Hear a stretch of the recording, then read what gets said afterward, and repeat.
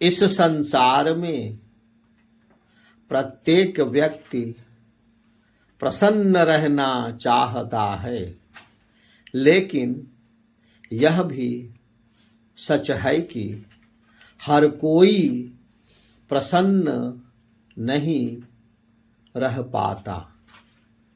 प्रसन्नता वह संपदा है जिसे पाना तो सभी चाहते हैं, किंतु यह सभी को अपेक्षित स्तर पर प्राप्त नहीं हो पाती।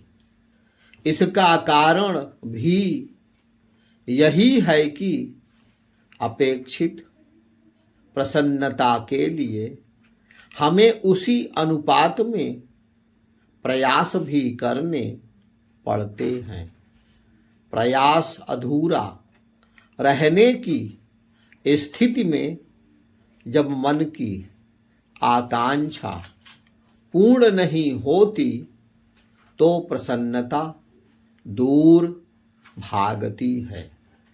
एक दृष्टिकोण यह भी है कि खुशियों को पाने के लिए विशेष प्रयास की आवश्यकता नहीं होती। हम जीवन में अपनी पसंद के अनुरूप ही अपनी राह और जीवन शैली को चुने और उसके परिणाम को सहर्ष स्वीकार करें, तब सहज ही प्रसन्न रहा जा सकता है। इसके बावजूद सत्य यही है कि प्रसन्नता स्थायी नहीं होती और अपनी प्रसन्नता के निर्धारक हम स्वयं होते हैं।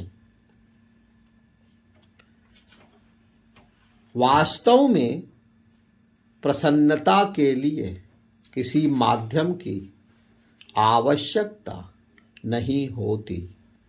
यह स्वभाव की बात है।